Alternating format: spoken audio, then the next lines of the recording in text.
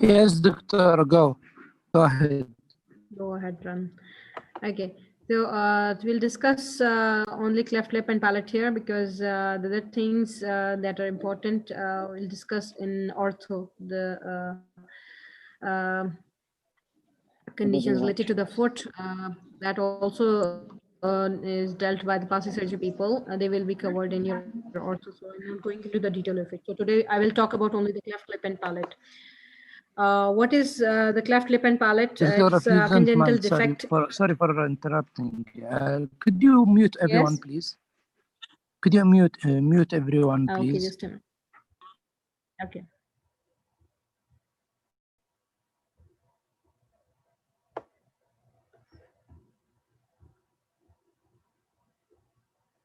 If I know how to mute it.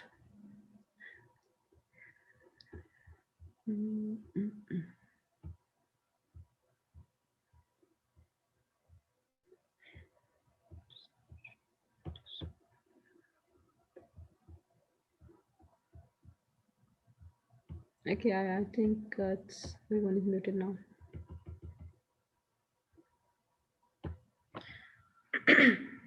Okay. So cleft lip and palate is the congenital defect in the lip continuity. It could be a cleft in the lip, a cleft in the palate, or it could be a combination of the two, cleft lip and palate. And it could be unilateral or it could be bilateral.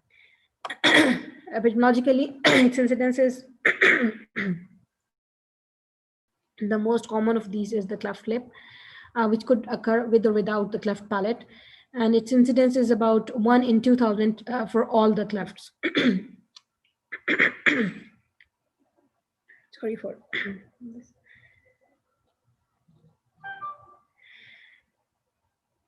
Okay. Now, if you talk about the gender predisposition, it is more common in males than females. And in the cleft lip and palate both combined, it is twice in males as compared to the females. While alone, if you talk about cleft lips, cleft palate is more common in females alone. If we talk about it alone, it is more common in females. Logically, it is multifactorial and could be because of the environmental factors. It could be because of the genetic factors. Smoking history of the mother is also one of the predisposing cause of this. Parental age, if mother is too old for the baby, mother age is too high, older the age, the chances of getting the cleft lip or palate deformity is more.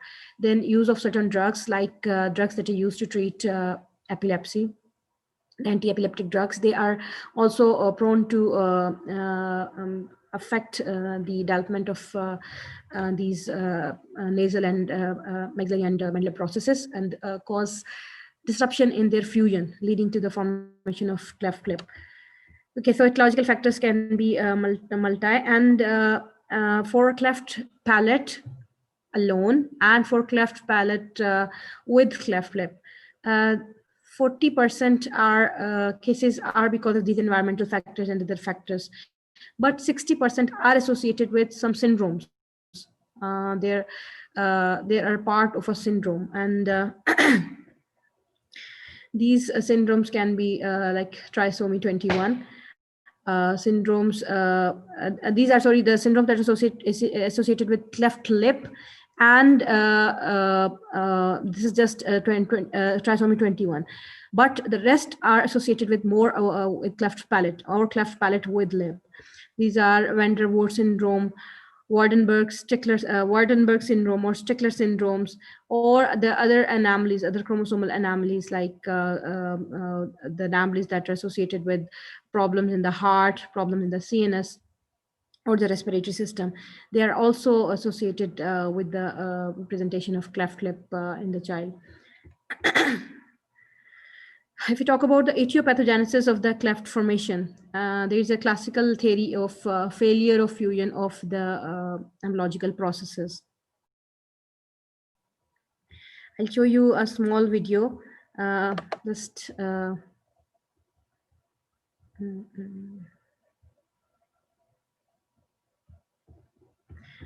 see this video, and it will help you in identifying the different types and the causes behind it, and what is the presentation.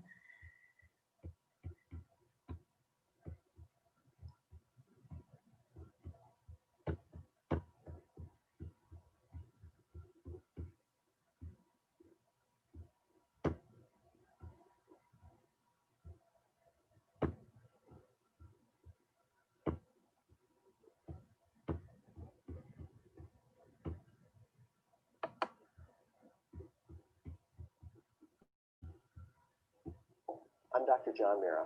I'm the plastic surgeon-in-chief at Boston Children's Hospital, and I'm here today to talk to you about cleft lip and palate. Can you all see this screen? The screen is visible? Yes, doctor. Okay. This is the most common craniofacial anomaly found in children. Normally, our lips and palates fuse in approximately the 3rd month of gestation. When this doesn't happen, you have what's called a cleft lip or a cleft palate. No one is exactly sure what causes this. There may be some genetic component and there may be some environmental. However, there is no single gene that causes cleft lip and palate. It occurs in approximately 1 in 1,000 babies.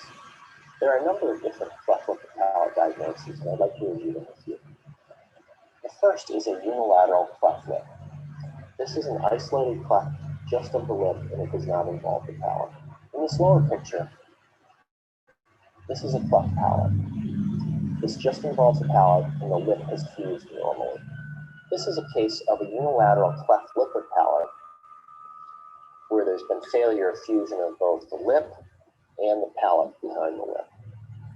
This diagram shows a bilateral cleft lip, and what you can see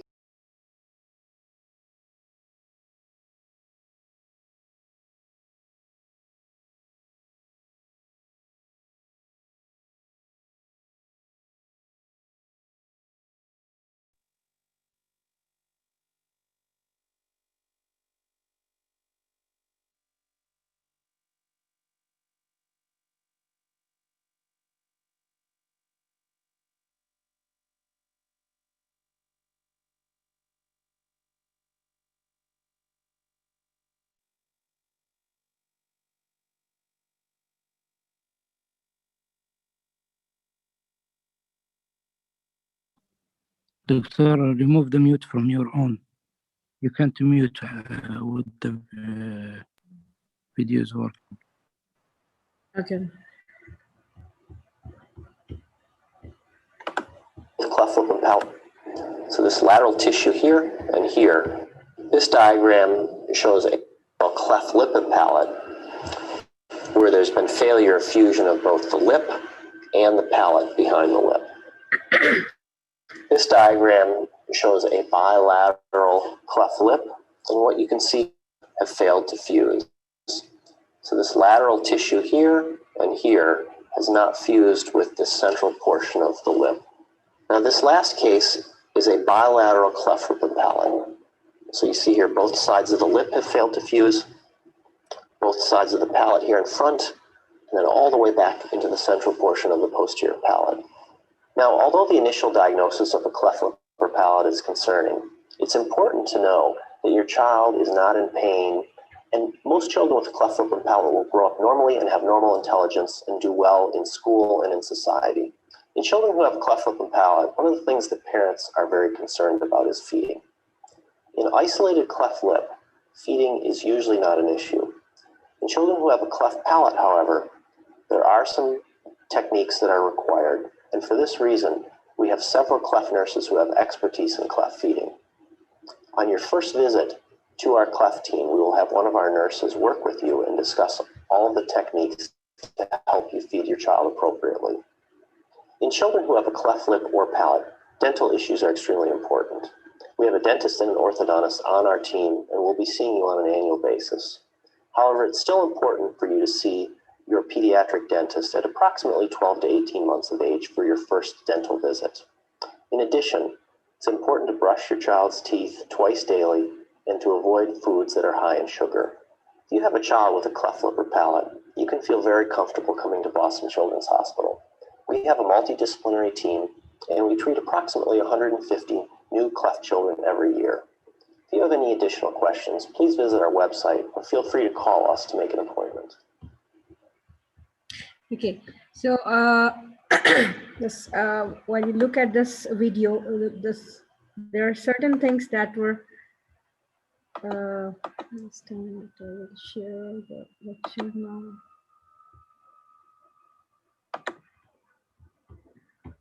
Certain things are now clear to you. What are the different types of the presentation of these cleft deformities and how these develop?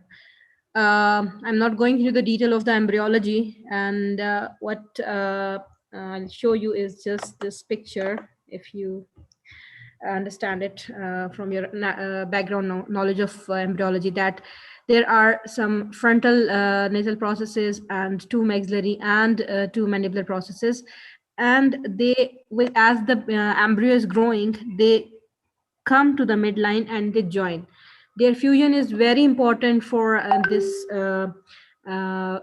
portion of the maxilla and nasal bridge and the things to form. If they are unable to fuse, there is the deformity development that is called the cleft lip or palate, which could be individual or combined, that can occur. These deformities can occur.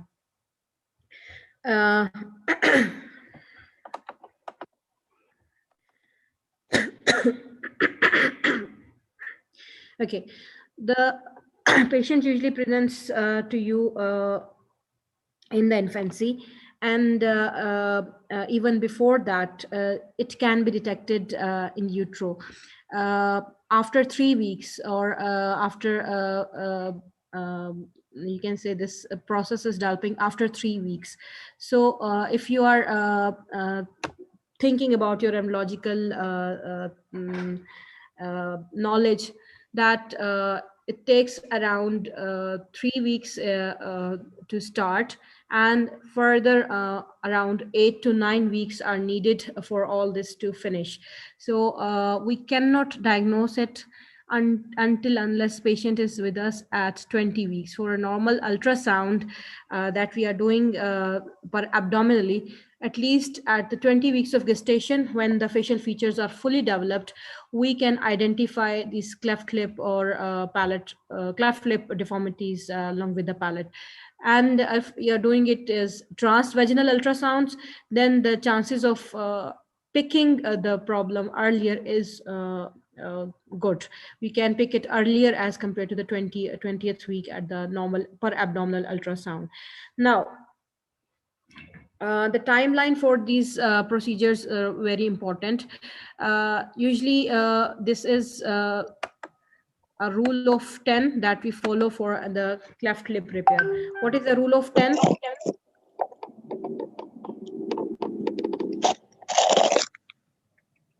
What is the rule of 10?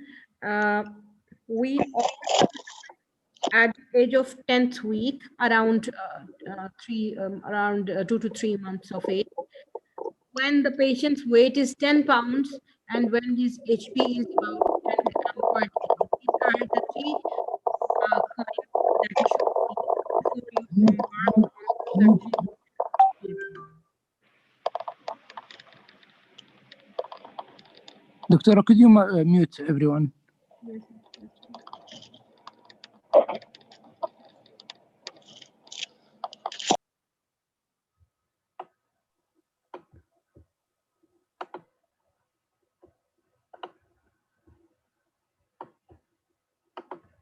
Okay, so for cleft lip repair, as compared to the cleft palate, cleft lip is easier. It is more easier to solve or to repair as compared to the cleft palate, because in cleft palate we have to manage multiple layers of the palate, the muscular layer, the bony layer, and the skin and subcutaneous layer. So in cleft lip we don't have much problem, although it is also demanding. It is also very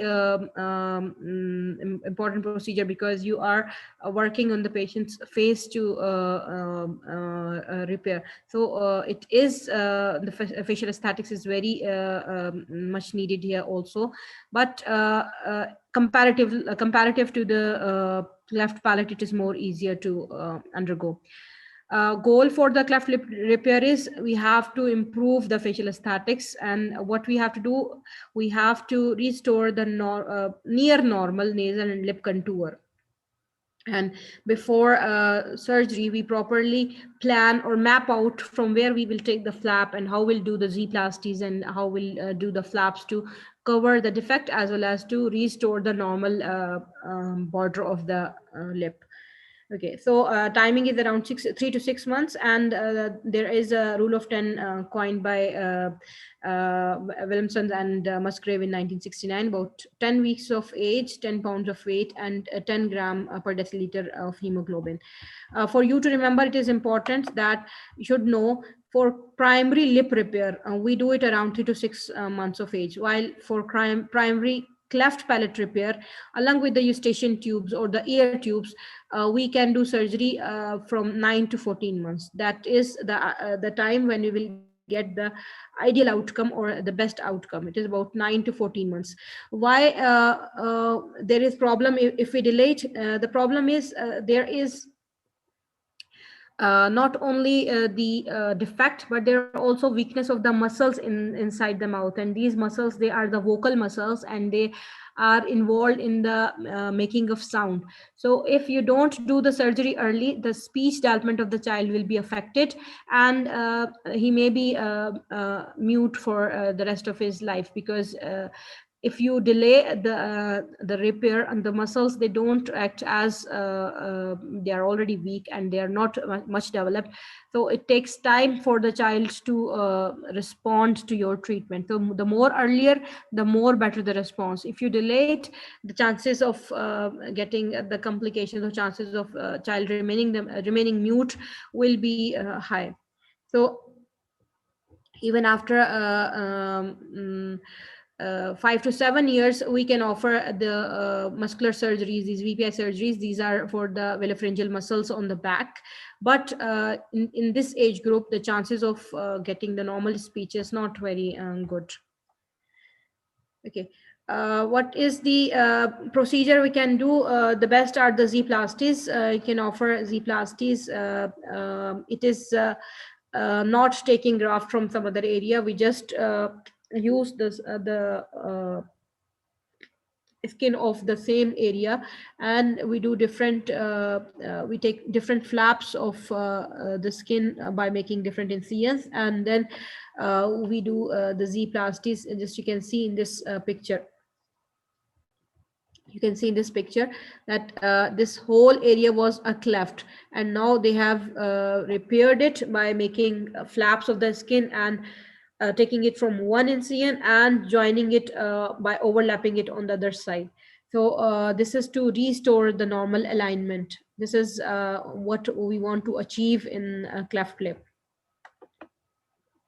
For a problem with the alveolar bone or the dental problems, that is we refer it for the orthodontist, and they are a specific team who are take x-rays of that area, and they do different techniques. And now if we talk about the timeline when this should be done, it can be around 9 to 12 years of age, because the whole of the maxilla is affected, and it needed to be properly repositioned, because the child is in the growing phase. So we wait for 9 to 12 years when the most of the growth is achieved, then you can offer this bone grafting in that area.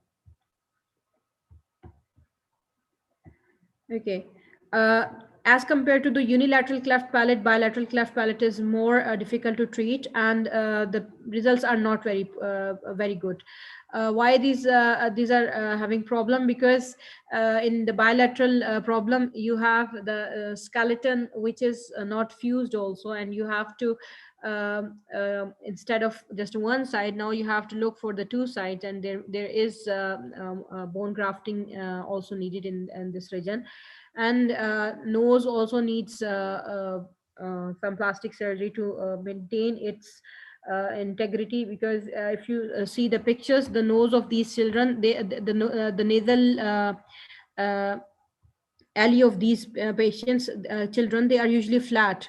So if it is bilateral, this is just a unilateral complete. But if it is bilateral, both side of the nasal alley is flat. So you have to reconstruct the nose, you have to reconstruct the nasal bridge, you have to reconstruct the skeleton or the bony portion that has been missed. You have to reconstruct the uh, lips. So for unilateral, it is easier, but for bilateral, it is difficult because your work is now double folded. It is many folded now. So it is done in 1 or 2 steps. Sometimes it is just done on one side, and then once that area is repaired, we come on to the other side. It takes time also. So sometimes we do it like this, but the cosmetic appearance are not good for the bilateral repairs.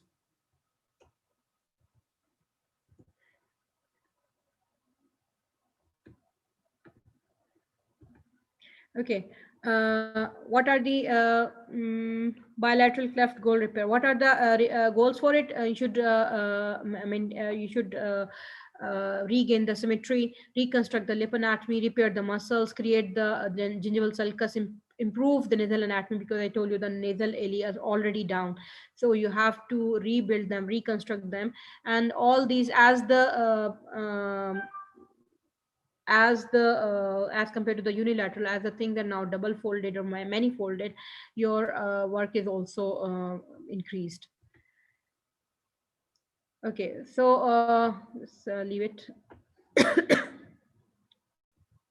For just keep it in mind that if for bilateral, there are multiple procedures, but what we can do is we can do manage one side first, and then after a period of few months, we can go to the other side, and we can repair the other side. Okay. Post-operatively, you have to take care that the child is taking feeding properly. There is no hindrance to feeding. We have to put some stents in the nose, because we are creating the alley of the nose also. It is reconstructed again. So you have to put the stents in the nose, and you have to take care while the child is sleeping that he's sleeping with intact respiratory pathway. There is no blockade of his respiration, because he's a small child. He will not tell you anything. Then you have to keep it, you have to be aware of it yourself. Then you should provide arm guards to the child, because a small child, you cannot control them. They touch the areas of pain and try to get rid of the painful things there. So you have to provide them with arm guard, so that they don't touch or manipulate the operative field. And you have to take care of the sutures, remove the sutures, because they are unabsorbable sutures. They should be removed after 1 week. So this is all about cleft lip. Just remember that for cleft lip, we do Z-plasties. No need to go into the detail of the different procedures, because there are many procedures. And if you go into the net or the books, you will find a lot amazing procedures. But at your level, if you say Z-plasty, that is enough for us. We will accept it. Okay, for cleft, after the cleft lip, the next is cleft palate, the congenital deformity between the oral and the nasal cavities, and the primary palate and the secondary palate. What is the primary palate and the secondary palate? The primary palate and the secondary palate are differentiated via the incisive foramen. There is an incisive foramen that differentiates the two. You can feel it on the at the level of your um, mm, heart palate. You can feel the area with ridges is the primary palate, and the area behind it is the secondary palate. If we talk about the different presentations of the cleft palate, the most common is the bifid uvula. You can see it is in the picture here. The uvula is bifid. This is the most common abnormality that we can find in the patients with cleft palate. Or its incidence is 1 in 2000, and logically it is again the fusion of the maxillary process to join in the midline. Okay. Classifying it, we classify it into four types. This is the isolated cleft palate, not the cleft palate with the cleft lip. So isolated cleft palate has four varieties. One is the bifid uvula, then cleft of the soft palate, then cleft of the hard palate incomplete. This is not extending till the primary palate, so it is incomplete hard palate cleft, and this is complete hard palate cleft. There are muscles in this hard palate area and the soft palate area, and these muscles are also weak in these patients. The reason for these clefts to form is either fusion of the processes or the weakness of the muscles or the failure of the mesoderm to grow in these areas and cover the whole area. So the problem can be of the muscles also. The muscles may also be paralyzed in these regions. So when you are planning for repair, you have to check for the muscles activity also, whether the muscles are active or not, because your success will depend on the activity of the muscles.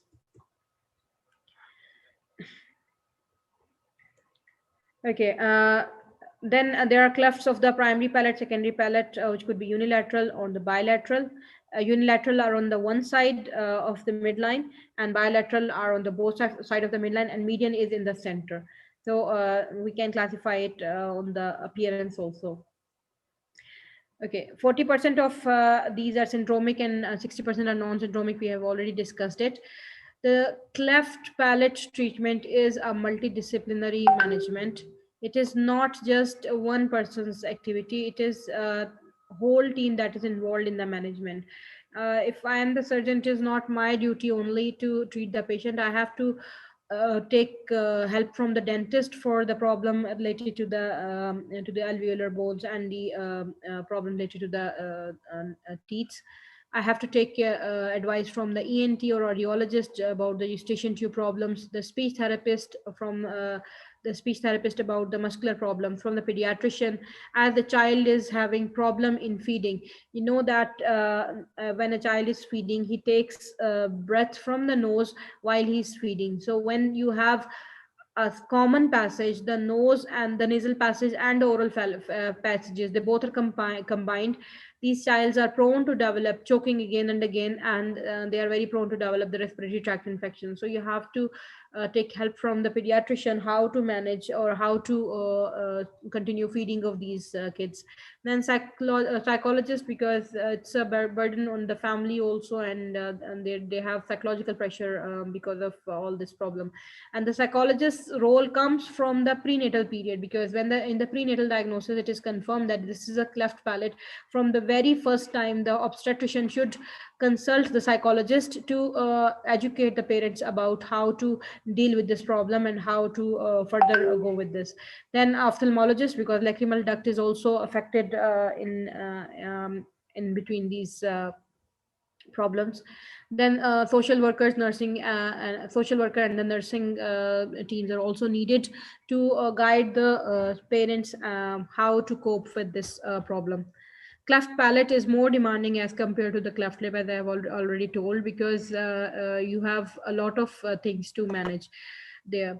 Now, complications can arise because of the cleft palate there. These complications can be the ear infections because the eustachian tube is not functional, and there are repeated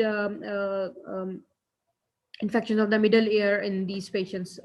Problems in the mouth, the child cannot take feed, the child cannot talk because of the failure of the because the paralysis of the muscle.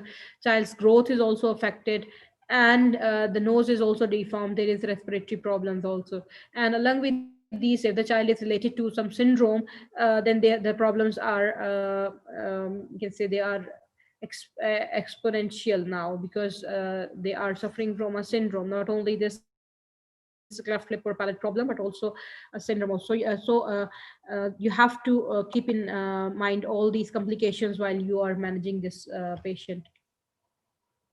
What is our goal for surgical repair is we want to close the defect. We want to attain the patency of the sphincter, the oronasal sphincter, and we want to get the functionality of the eustachian tube back. These are the goals for which we go for the surgical repair. And protocol is we have to repair when we are repairing the defect. We don't have to just close the skin, just like in the cleft lip. We have to repair the mucosa. We have to repair the skin. Skin on the on one side if it is cleft lip, and mucosa on two sides. If it is nasal, there is a nasal mucosa above and there is an oral mucosa down. So you have to repair the mucosas, you have to repair the skin, and you have to repair the muscles also. If the muscles are not fused, or there is some failure of fusion of the muscles, you have to repair that also. Then we have to separate the oral cavity from the nasal cavity by this repair, and we have to take the help of ENT surgeon to improve the eustachian tube function, and then audiometry confirms whether it is functional or not now. And we have to give antibiotics to cover the infections that will be encountering us in the early post-operative period. So different procedures again we can do here. Again here, one Langenbach is the most common procedure that we use here, but again Z-plasty is also a preferred procedure. VY-plasty or Z-plasty, these are the procedures that we use commonly in cleft palate also. So this is all about cleft lip and palate. For take-home messages, they should know what is the ideal timing of repair. If you know the ideal timing of repair, you can prevent the post or long-term complications in that patient. And then how to feed a patient, how to manage the problem a child is suffering while he's having a cleft palate or a cleft lip. That is also important. You should know how to deal with these patients when you are seeing such a problem. Okay, this is all for cleft lip and palate. Any question? Thank you, Doctora. Okay, I'm sorry, one question. What was the ideal time to do the surgery or the repair, sorry? I told you for the cleft lip, it is around 10 weeks. Okay, usually it is 3 to 6 months time period. But ideal time, they say if you repair it by 10 weeks, that is good. For cleft palate, because the palate is the bony part and needs some more time, so it is around 10 to 18 months you can go for the cleft palate. If you go 10 to 18 months for the cleft palate, if you go to that timeline, these are important for you: the primary lip repair time and the cleft palate repair and ear tube repair time. For cleft palate, we can go up till 18 months, but repair of the lip, it should be from 3 to 6 months, because there is no bone here and the skin will grow with the passage of time. So the more early you do it, the more will be the cosmetic appearance. In cleft palate, we need the bone growth also, so we do it a little delayed as compared to the cleft lip. We do it around 10 to 18 months. So this is the difference between the two, because cleft palate is bony repair and muscular repair and the mucosal repair. So it takes more time, and it needs the tissue to grow before you go on repair. Perfect. Thank you, doctor.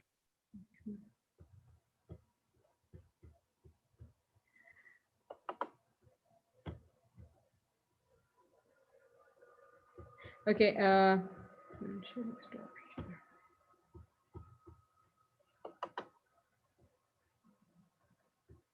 Okay, I will send you the lectures now on WhatsApp. Once the Moodle start, the lectures are on the Moodle also. Okay, inshallah, there will be no problem in getting it. Okay, thank you. Jazakallah. Thank you very much, Doctor.